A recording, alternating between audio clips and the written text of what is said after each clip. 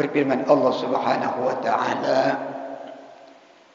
"Ya ayyuhalladzina amanu taqullaha haqqa tuqatih."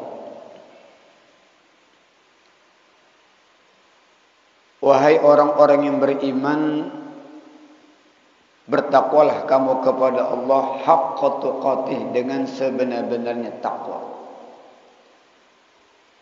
Wa qala ta'ala, dan berfirman Allah Subhanahu wa taala dalam ayat yang lain, fattaqullaha mastata'tum. Bertakwalah kamu kepada Allah mastata'tum, semampumu.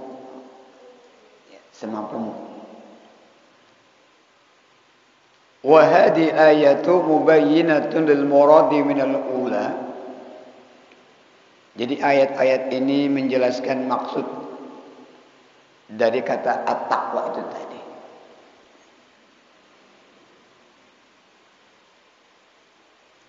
Makna taqwa ma'khuzatun minal wiqayah.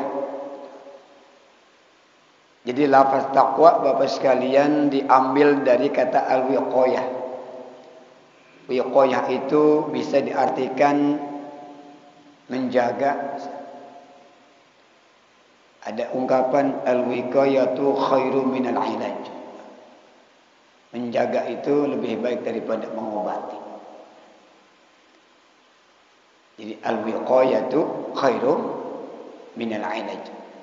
Menjaga itu lebih baik daripada mengobati. Bagaimana kalau kita jaga kesehatan kita sebelum masuk misalnya rumah sakit? Nah, itu kata wiqayah. Perlu ada antisipasi. Kalau dalam bahasa pantunnya, bukan pantunnya, dalam bahasa yang biasa kita dengar, bawa payung sebelum hujan. Bawa payung sebelum hujan. Jadi wiqayah, menjaga. Kata wiqayah di sini wahya ma yasturu ra's. Jadi sesuatu yang menutupi kepala. Ma yasturu ra's. Sesuatu yang menutupi kepala artinya melindungi. Jadi ada sesuatu yang melindungi, ada sesuatu yang menjaga. Itu kalau kita merujuk pada etimologi bahasa takwa.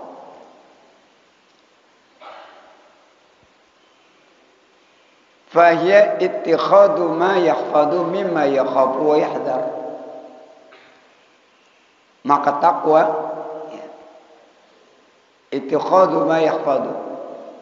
Jadi mengambil sesuatu yang dapat menjaga, yang dapat memelihara.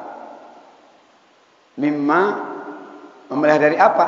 Dari sesuatu yakhafu wa yahdhar. Sesuatu yang takut, membuat dirinya takut, wa yahdhar, dan membuat dirinya berhati-hati. Wa tuqat bima'naha, tuqat jamak. Wa taqallahu azza wa jalla ay yaj'ala bainahu wa baina ma yakhsha min iqabih. Nah, orang yang bertakwa kepada Allah artinya ayaj'ala, dia menjadikan dirinya wa baina ma yakhshahu, dan di antara apa yang membuat dia takut, min iqabihi, dari segala iqab, siksa-siksa. Bagaimana tuh wiqayatan? Sesuatu yang dia merasa takut, merasa terancam. Maka dirinya itu wiqayah, dia menjaga, dia mencegah daripada hal itu semuanya. Dengan apa? Dengan bimtithali awamirihi wajtinabi nawahihi, yaitu dengan melaksanakan segala perintah-perintah, wajtinabi nawahihi, dan menjauhkan larang-larangannya. Itu yang sering kita dengar kata-kata takwa adalah imtithalu awamirihi wajtinabu nawahi. Jadi takwa itu adalah melaksanakan segala perintah Allah dan menjauhi segala larangan-larangan Allah.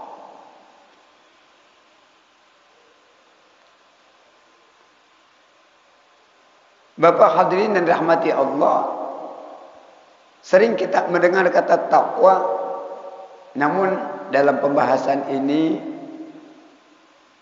yang pertama kita akan bahas hadisnya. Yang kedua, apa sih akhlak yang tampak saat kita mempelajari daripada bab tentang takwa ini. Jadi apa nilai-nilainya?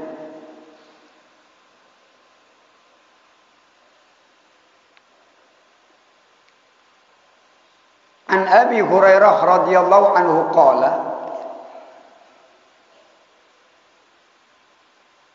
dari Abu Hurairah radhiyallahu anhu qala, qila ya Rasulullah. Qila, Rasulullah ditanya, ya Rasulullah, man akramun nas? Akramun nasi. Akram, Bapak sekalian, ismun tafdil minal karam. Jadi menggunakan kalimat ismun tafdil. Akram. Ya Rasulullah, wahai Rasulullah, man, siapa sih orang yang paling mulia? Manusia paling mulia. Siapa sih manusia paling unggul? Siapa sih manusia paling the best of the best? Qala, kata Nabi, atqahum. Atqahum. Yang paling mulia, manusia paling mulia, manusia paling unggul. Atqahum, yang paling takwa di antara mereka. Sering kita dengar tuh Pak, yang paling takwa di antara mereka. Nah sekarang kita bahas, kenapa orang yang paling mulia itu orang yang paling takwa?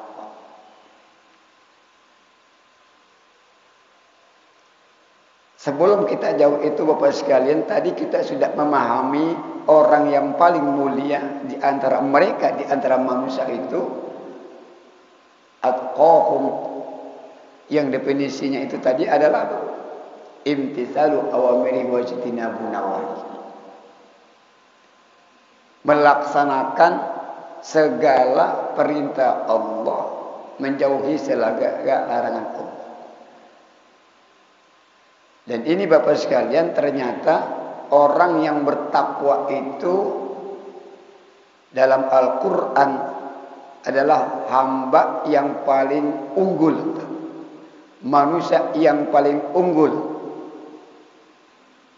orang yang bertakwa. Orang yang mulia itu bukan mulia karena jabatan. Orang yang besar itu di dunia bukan karena besarnya dia punya harta. Ukuran mulia dalam Islam bukan disematkan pada dirinya dengan aksesoris-aksesoris dunia.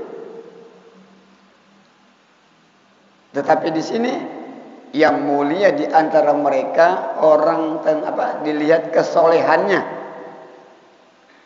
keimanannya, banyak takwanya, banyak takarubnya, maksudnya banyak takarubnya kepada Allah.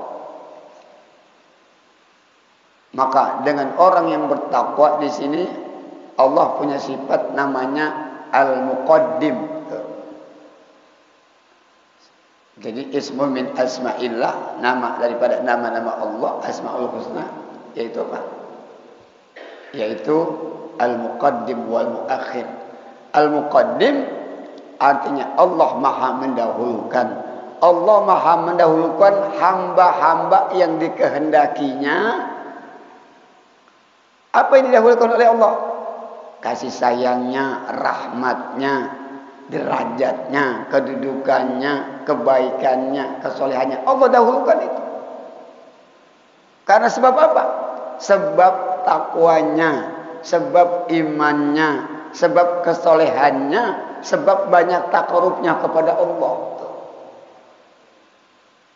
Bahkan sampai masuk surga juga lebih dahulu dengan sebab takwa. Kemudian ada al-muakhir, Allah Maha mengakhirkan. Allah Maha mengakhirkan artinya Allah mengakhirkan kedudukan, Allah mengakhirkan derajat, Allah mengakhirkan akan rahmat kasih sayangnya. Kepada siapa? Orang yang kurang takwa, orang yang kurang soleh, orang yang kurang takarubnya kepada Allah. Jadi Masya Allah, beruntung sekali Bapak sekalian yang ada di majelis-majelis, kita majelis Taman Surga Masjid Jami Darul Falah, termasuk orang-orang yang bertakwa. Amin ya Rabbal. Man akramun nas, kata ditanya ke Rasulullah, siapa ya Rasul manusia paling unggul, paling mulia? Atqahum, orang yang paling takwa di antara mereka. Dari segi apa unggulnya? Dari segi apa? Yang jelas di sini akram ismun tafdil minal karam wa asluhu kasratul khair. Kasratul khair, banyak kebaikan. Tuh, tadi tuh. Banyak kebaikan, kasratul khair. Berarti orang yang bertakwa, manusia yang unggul, manusia yang dikatakan sebagai jutawan kebaikan, miliarder kebaikan, mengalahkan yang lain. Bapak sekalian, kalau kita di dunia ini kadang mengenal kata-kata miliarder, konglomerat, maka orang yang bertakwa lebih daripada itu semuanya. Miliarder dari sisi material, tapi orang bertakwa kasratul khair, semuanya. Semuanya, rezekinya iya, imannya iya. Takwa, orang kaya atau orang bertakwa. Dan Bapak sekalian jangan heran kalau seandainya di dalam surah At-Talaq Allah janjikan daripada manusia unggul. Ada janji-janji Allah untuk manusia unggul. Mengapa? Orang takwa itu manusia paling kaya di dunia dan di akhirat. Dunia akhirat. Manusia paling kaya. Kalau ada yang mengatakan manusia paling mulia, betul. Tapi saya tambahkan manusia paling kaya, orang takwa. Dunia akhirat, bukan cuma dunia doang. Dunia akhirat. Kalau miliarder mungkin dunia doang. Kalau dia tidak gunakan hartanya dengan keuangannya, menjadi fitnah, menjadi adab nanti di akhirat. Tapi orang paling takwa, kaya dunia akhirat, unggul dunia akhirat. Mana dalilnya? Bapak sekalian, surah At-Talaq dia kan, silakan dibuka. Yang pertama Allah berfirman, "Wa may yattaqillaha yaj'al lahu makhraja wa yarzuquhu min haitsu la yahtasib." Wa yarzuquhu min haitsu la yahtasib. Siapa orang yang bertakwa kepada Allah, yaj'al lahu makhraja, niscaya Allah akan berikan jalan keluar dari segala permasalahan hidup. Dari segala problematika kehidupan, Insya Allah orang yang bertakwa tidak akan pernah merasa galau, merasa resah, gelisah, depresi, putus asa. Enggak ada. Masya Allah, ya Bapak sekalian, ada satu kejadian ya, saya dapat share. Seorang pria bunuh diri itu di jembatan layang Citra Len. Jembatan layang Pak, lompat ke bawah. Langsung tewas Pak. Masya Allah. Kita kata innalillah. Mengapa itu? Kurang takwa, kurang iman. Menghadapi problematika kehidupan, menghadapi yang namanya goncangan-goncangan hidup di alam dunia ini, nggak kuat imannya. Badannya bagus itu, tapi loncat Pak. Orang-orang yang bunuh diri, imannya tidak ada, takwanya tidak ada, tidak kaya. Tapi orang yang bertakwa kaya dia, hatinya kaya, imannya kaya, uangnya lebih itu enggak. Wa yarzuquhu min haitsu la yahtasib. Ini janji Allah. Ayatnya qat'i. Orang yang bertakwa kepada Allah, wa yarzuquhu min haitsu la yahtasib. Niscaya Allah limpahkan rizkinya. Didatangkan oleh Allah rizkinya min haitsu la yahtasib, dari cara yang tidak bisa kesangka. Masya Allah. Bagaimana tidak mulia, tidak kaya orang bertakwa. Allah kasih rizkinya di cara tidak disangka-sangka. Itu keunggulan fasilitas yang Allah berikan kepada siapa? Kepada atqakum, yang paling takwa di antara kita. Atqahum, yang paling takwa di antara mereka. Yang kedua Allah janjikan tuh, wa may yattaqillaha yaj'al lahu min amrihi yusra. Siapa orang yang bertakwa kepada Allah, yaj'al lahu min amrihi yusra, Allah akan permudah dalam segala urusannya. Ya Allah. Ini Al-Qur'an surat At-Talaq itu secara beruntun. Janji Allah pasti. Innaka la tukhliful mi'ad, kata Allah, sesungguhnya engkau tidak akan pernah mengingkari akan janjinya. Orang yang bertakwa segala urusannya dipermudah oleh Allah. Masya Allah. Dipermudah. Contoh di depan mata kita, guru kita Tundul Kiai Haji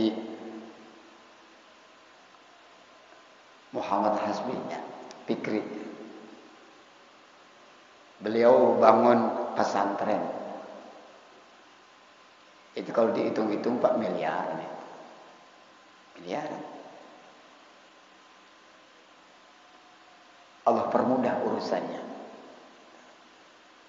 Itu contoh yang di depan mata kita. Modalnya mungkin punya uang cuma 20 juta. Tapi Allah Maha Kaya itu. Jadi orang bertakwa itu diyakinkan oleh Allah bahwasanya Allah Maha Kaya. Jangan khawatir, jangan khawatir. In tansurullaha yansurkum wa yutsabbit aqdamakum. Itulah mengapa orang takwa itu orang paling kaya. Kaya imannya, Pak. Kaya hatinya.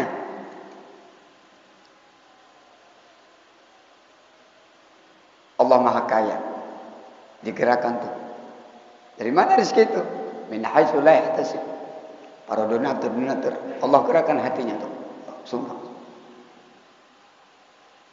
Nah, jadi dengan takwa itu makin yakin kita kepada Allah. Sesuatu yang kita anggap mustahil, tidak mustahil bagi Allah. Maka orang takwa itu keyakinannya makin mantap, dia yakin kepada Allah. Dengan keyakinan itulah maka wa yarzuquhu min haitsu la yahtasib. Dengan keyakinan itulah maka yaj'alhu min amri yusra. Segala urusan dipermudah Allah Subhanahu wa taala. Yang ketiga, wa may yattaqillaha yukaffir anhu sayyi'atihi wa yu'dhib lahu ajra. Fasilitas untuk manusia unggul, manusia yang termulia. Siapa di antara kita yang bertakwa kepada Allah, yukaffir anhu sayyi'atihi, pasti kata-kata yukaffir, niscaya Allah akan hapuskan sayyi'atihi, jamak. Kata sayyi'atun, sayyi'at, dosa-dosanya, kesalahan-kesalahannya dihapus oleh Allah. Sehingga ada orang, salah satu penceramah, ya saya mengutip aja, kita sholat Pak, kita sholat subuh tadi itu berjamaah, itu menghapus dosa dari perbuatan dosa yang kita lakukan semenjak isya sampai subuh. Nanti sholat zuhur menghapus dosa-dosa dari perbuatan dosa semenjak subuh nih sampai zuhur. Kita berbuat dosa lagi tuh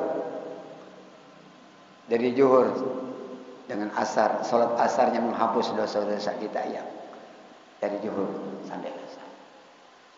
Asar ke maghrib mungkin kita berbuat dosa tadi, waktu asar ke maghrib dihapus dengan sholat maghribnya. Sholat maghrib ke isya mungkin kita pernah berbuat dosa, dengan kita sholat isya menghapus. Jadi masya Allah, orang bertakwa itu bersih suci.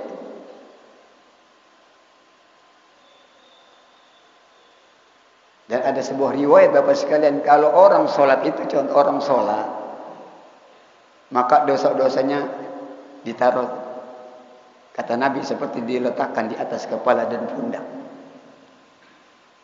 Ketika orang sholat, maka dosa-dosanya diletakkan di atas kepala dan pundak. Ketika hamba tersebut ruku, akan jatuhlah tuh. Sama Bapak seperti sekalian, seperti misalnya saya meletakkan sesuatu di kepala. Ketika saya tegak begini tidak jatuh dia. Tapi ketika saya mencondongkan daripada tubuh saja jatuh. Jadi masya Allah, sehingga betul sadaqa Rasulullah sallallahu alaihi wasallam dalam sabdanya, bagaimana para sahabat menurut kamu kalau seandainya ada seseorang yang di depan rumahnya ada kali, ada sungai, lalu orang tersebut mandi satu hari 5 kali. Mandi Pak, 1 kali 5 kali. Kira-kira badannya bersih apa enggak tuh kira-kira? Jawabannya bagaimana Pak? Orang mandi 1 hari 5 kali. Kalau ukuran 5 kali mandi pagi, enggak ya? Nanti menjelang zuhur dia mandi lagi 2 kali tuh. Kemudian mau asar dia mandi lagi. Mau sholat maghrib dia mandi lagi.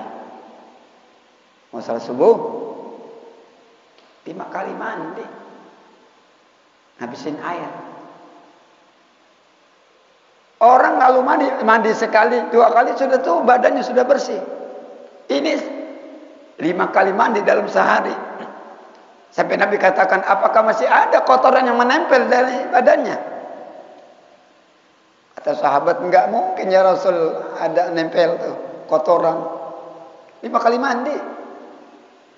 Kata Nabi, begitulah orang yang sholat 5 waktu. Gitulah. Begitulah orang yang sholat 5 waktu. Dosanya Allah hapus. Yukaffir anhu sayyi'atihi. Itu baru 1 tuh. Sholatnya. Yukaffir anhu sayyi'atihi wa yu'dhim lahu ajra. Dan Allah janjikan wa ya'zim lahu ajra. Allah akan janjikan pahala yang besar. Masya Allah. Siapa tidak ingin menjadi orang paling kaya, paling mulia dunia akhirat? Dialah atqakum, yang paling takwa di antara manusia. Jadi Bapak yang dirahmati Allah Subhanahu wa taala. Kata Nabi, "Man akramun nas?" Siapa ya Rasul? Ditanya siapa orang yang paling mulia di antara manusia, atau qaum, mereka yang paling takwa di antara manusia. Jadi Masya Allah Pak, kalau seumpama kita sudah mendapatkan al-muttaqun, maka tidak ada resah gelisah, tidak ada depresi, tidak ada galau, naudzubillah sampai putus asa, bunuh diri, naudzubillah, enggak ada. Dijaga oleh Allah, dijaga oleh Allah. Itu di dunia, di akhiratnya lebih-lebih lagi Pak. Di akhiratnya lebih lagi. Ketika Rasul ditanya, ya Rasulullah, penduduk surga itu apa sih syarat untuk bisa masuk surga Nabi? At-taqwa, takwa.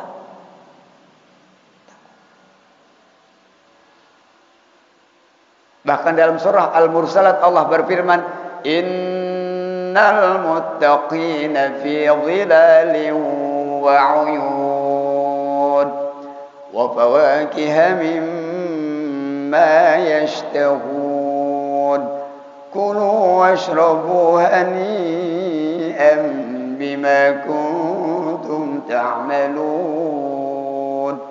إنا كذلك نجزي المحسنين. Kalau kita baca ayat-ayat tentang surga, Pak, ya Allah, rindu. Man ahabba lika Allah, ahabba lika Allah. Sesungguhnya orang-orang yang bertakwa fi dhilali wa 'uyun, di dalam surga, dalam naungan-naungan dan mata air yang indah. Ini baru surah Al-Mursalat, belum surah An-Najm. Bicara banyak. Wa fawakiha mimma yashtahun. Di dalam surga banyak buah-buahan yang menggugah selera. Ada Pak, apel ada, pisang ada. Buah-buahan di dunia. Kullama ruziqu minha min thamaratir rizqan qalu hadza. Sama tuh rezeki yang Allah kasih di dunia. Buah-buahannya ada pisang, ada. Rasanya beda. Rasanya beda. Bahkan Bapak sekalian, dalam hadis Bukhari, orang bertakwa akan minum yang namanya telaga Kautsar. Telaga.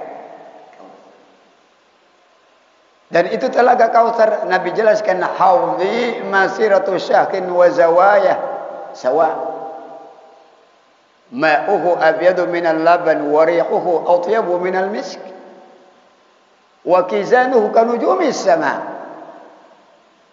Faman syariba minha wa fi riwayatin faman syariba minhu fala yazma'u abadan. Masya Allah. Sebelum melewati jembatan Shiratal Mustaqim, Pak, fase kehidupan daripada umat manusia dari alam dunia. Kita di alam dunia sekarang, nanti akan pindah ke alam barzakh. Di alam barzakh nunggu sampai hari kiamat. Kiamat yaumul ba'ats, dibangkitkan oleh Allah. Manusia di alam kubur kirim ke padang mahsyar. Di padang mahsyar lama, wa fi riwayatin matahari di atas kepala kita. Nunggu hisab. Di padang mahsyar huru hara yang luar biasa. Pengen dihisab, yaumul hisab. Dari yaumul hisab nanti syafaat. Dari syafaat yaumul mizan, ditimbang amal perbuatan manusia, baik buruknya.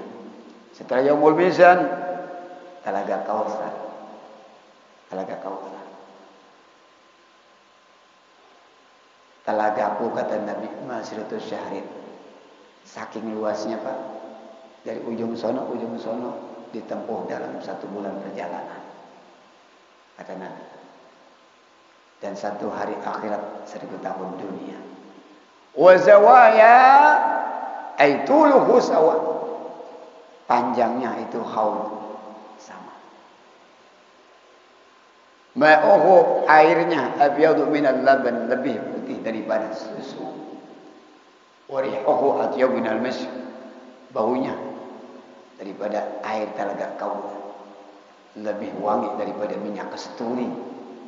Wa kizanuhu kanul sama. Dia punya gelas-gelas kizan untuk minum. Calon penduduk surga. Jumlahnya seperti banyaknya bintang di langit. Dan Nabi katakan faman syariba minhu, siapa orang yang dapat minum dari air Telaga Kautsar. Wa fi riwayatin faman syariba minha, hak kembali kepada kizan. Siapa orang bisa minum itu air Telaga Kautsar dari mizan, dari kizan, dari gelas itu, fala yazma'u abadan, tidak akan pernah merasakan dahaga selama-lamanya. Hadis riwayat Bukhari. Masya Allah. Untuk siapa tuh? At-taqwa. Orang yang bertakwa. At-taqwa. Nanti pas setelah itu baru Siratal Mustaqim, jembatan Siratal Mustaqim. Jembatan Siratal Mustaqim, barikan fil jannah wa barikan fis sa'ir. Sekelompok masuk neraka, satu masuk surga, satu masuk neraka. Tentu orang bertakwa sudah ditunggu oleh Rasulullah pintu surga. Bahkan Rasul jemput antar. Rasulullah enggak rela satu umatnya masuk neraka. Rasul tunggu itu. Mana umat? Aina ummati. Tentu orang bertakwa. Ada ya riwayat Pak ya. Tapi riwayat ini saya belum temukan secara matannya. Nanti Rasulullah didatangi malaikat Jibril, malaikat Mikail, malaikat Israfil, malaikat Israil. Kata malaikat Jibril, ya Rasulullah, siapa di antara umatmu yang baca sholawat 10 wa fi riwayatin 100? Maka kata malaikat Jibril, aku akan hantarkan daripada umatmu, daripada melewati jembatan Siratal Mustaqim sampai ke pintu surga. Amin. Jadi salawat. Allahumma shalli wa sallim wa barik alaihi. Sallu ala nabi. Baca salawat. Orang bertakwa rajin baca salawatnya. Kata malaikat Mikail, ya Rasulullah, siapa di antara umatku yang baca salawat, melazimkan baca salawat 10 wa fi riwayatin 100, aku akan minumkan umat tersebut atau orang tersebut dari telaga Kautsar. Kata malaikat Israfil, ya Rasulullah, siapa di antara umatmu yang baca salawat 10 wa fi riwayatin 100, tidak akan aku bangun dari sujudku sampai Allah ampunkan dia punya dosa.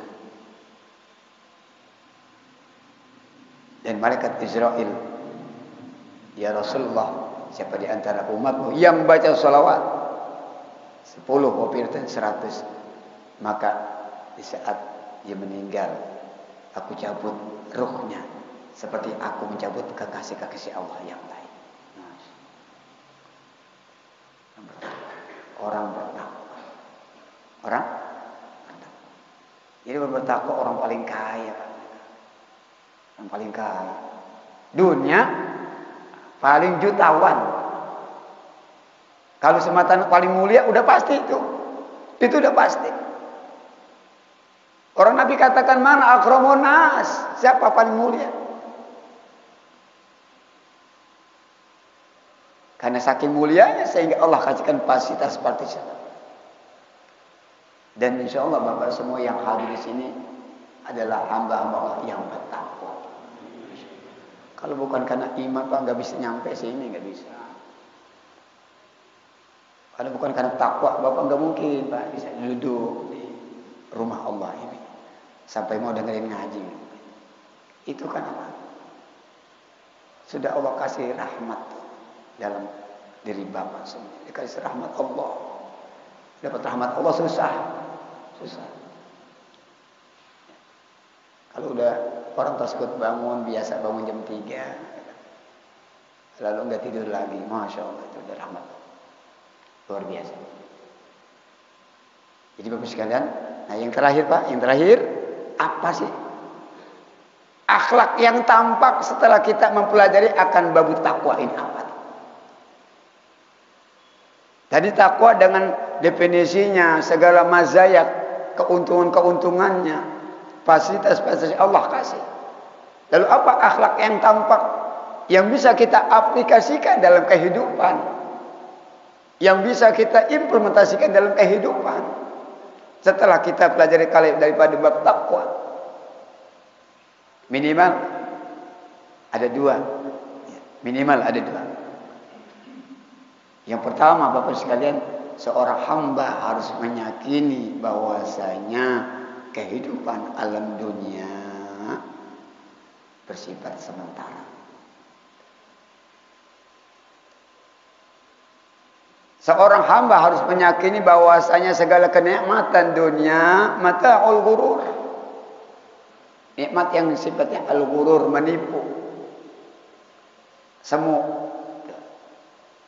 Artinya Bapak seorang bertakwa menjadikan dunia sebagai wasilah untuk mendapatkan rahmat ridha Allah. Karena apa? Tujuan hidupnya adalah akhirat. Sehingga Nabi katakan dalam sebuah hadis, tafarraqu min humumid dunya mastata'tum. Man aqamad dunya akbar hammi, man kanat dunya akbar hammi, afshallahu dai'atahu wa ja'ala faqahu baina 'ainayhi. Kosongkanlah dirimu dari min humumid dunya, segala kesibukan-kesibukan, syahwat-syahwat, nafsu-nafsu, mastata'tum, semampumu. Man kanat dunya, siapa orang yang menjadikan dunia tujuan hidupnya, akbar hammi, tujuan hidupnya, afshallahu dai'atahu. Bapak sekalian, Allah niscaya akan makin sibukkan orang tersebut dengan urusan-urusan dunia. Wa ja'ala faqhu baina 'ainayhi. Ini orang enggak pernah puas dengan dunia. Karena memang kalau dunia diibaratkan perlombaan, maka perlombaan yang paling capek ngejar-ngejar dunia. Karena apa, Pak? Finishingnya liang lahat, finishingnya kuburan, finishingnya kematian. Ngejar-ngejar dunia capek. Besok udah mikirin duit, bangun tidur besok mikirin duit, mikirin jabatan. Maka diingatkan oleh Allah. Jadi Bapak sekalian, mata'ul ghurur, diingatkan kehidupan dunia sebentar. Jangan kamu lalai. Ya ayyuhalladzina amanu la tulhikum amwalukum wala auladukum an dzikrillah. Wahai orang-orang yang beriman, jangan sampai jabatanmu, jangan sampai hartamu, jangan sampai rumahmu, jangan sampai anakmu kau lalai daripada mengingat Allah. Jangan sebab karena jabatanmu, jangan sebab hartamu, jangan sebab anakmu enggak mau ngaji, jangan sampai. Jangan sebab kesibukan dunia kau lupa sholat. Wa may yaf'al dzalika fa ulaika humul khasirun. Siapa orang yang demikian, Pak? Yang karena hartanya, karena anaknya, dia lupa kepada Allah, termasuk orang-orang yang merugi dunia akhirat, merugi. Itu yang pertama. Yang kedua, Pak, terakhir, bahwasanya kehidupan dunia sementara, maka diingatkan, ingatlah akan kematian. Orang yang bertakwa akan ingat kematian. Ingat mati ada dua. Orang ingat mati makin takut mati. Orang ingat mati makin rindu akan mati. Bapak kira-kira kalau ingat kematian makin takut mati atau makin rindu mati? Pak, oi, kalau ingat kematian makin rindu mati atau makin takut mati? Susah jawabnya. Sudah, susah jawab. Tapi orang bertakwa, apa kata Nabi? Ajar qabla dar. Sebelum bangun rumah, sebelum bangun beli tanah, lihat dulu tetangga sekitar. Udah habis nih, ya, udah habis. Oh, udah kelamaan. Ya, mungkin karena sudah dikasih kode ya Bapak sekalian. Maka Rahmat nggak panjang-panjangnya. Namun saya tuntaskan ini satu tadi. Aljar qabla dar. Bapak sebelum bangun rumah, sebelum beli tanah tuh lihat dulu tetangga sekitar. Ini Nabi ajarin. Ar-rafiq qabla tariq, kalau mau bepergian pilih teman. Dan yang terakhir azad qabla raqib. Sebelum mau pulang persiapkan bekal. Orang pulang kampung biasanya ceria. Ceria, mengapa? Bekalnya banyak. Enak pulang kampung. Tergambar indah-indah. Karena memang bekalnya udah banyak.